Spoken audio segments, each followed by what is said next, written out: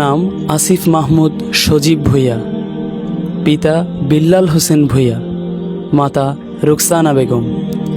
জন্ম 1998 সালের 14 জুলাই। দেশের বাড়ি কুমিল্লা জেলার মুরাদনগর থানাধীন আক্কবপুর গ্রামে অবস্থিত। বর্তমানে বাস করেন ঢাকায়। ঢাকার নাখালপাড়া হোসেন আলী উচ্চ বিদ্যালয় থেকে মাধ্যমিক শেষ করেন আর উচ্চ মাধ্যমিক শেষ করেন ঢাকার আদমজী ক্যান্টনমেন্ট কলেজ থেকে। পরে তিনি ভর্তি হন ঢাকা বিশ্ববিদ্যালয়ে। 2017 ও 18 শিক্ষাবর্ষ থেকে স্নাতক ও স্নাতকোত্তর পাশ করেন আসিফ মাহমুদ। একই সময় তিনি ঢাকা বিশ্ববিদ্যালয়ের ছাত্র অধিকার পরিষদের সাথে যুক্ত হন। 2019 সালে ঢাকা বিশ্ববিদ্যালয়ে অবৈধ শিক্ষার্থীদের বহিষ্কারের দাবিতে মাঠে নামেন।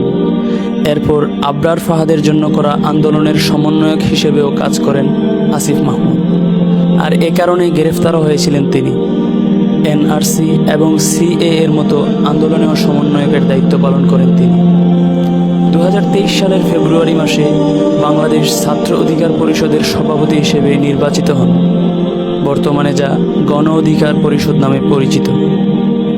2024 সালের আন্দোলনেও সমন্বয়কদের মাঝে ঢাকা বিশ্ববিদ্যালয় কমিটির আহ্বায়কের ভূমিকা পালন করেন তিনি, আর এ কারণে ডিবি হেফাজতেও যেতে হয় তাকে। প্রথম তার এই কার্যক্রম নিয়ে তার পরিবার উদ্বিগ্ন থাকলেও বর্তমানে ছাত্র সমাজের কাছে তার ভালোবাসা দেখে এখন তার পরিবার গর্ববোধ করছেন। বর্তমানে ছাত্র জনতার কাছে জনপ্রিয় একজন মুখ হলেন আসিফ মাহমুদ। তার বর্তমান ফেসবুকে অনুসারীর সংখ্যা 1 মিলিয়ন প্লাস। ছাত্র জনতার ভালোবাসায় সিক্ত 25 বছর বয়সী আসিফ মাহমুদ সম্প্রতি তত্ত্বাবধায়ক সরকারের উপদেষ্টা পদে দায়িত্বপ্রাপ্ত হয়ে বিশ্বের বুকে রীতিমতো এক আলোড়ন সৃষ্টি করেছেন। গোটা বাঙালি জাতি আজ আসিফ মাহমুদকে নিয়ে গর্বিত।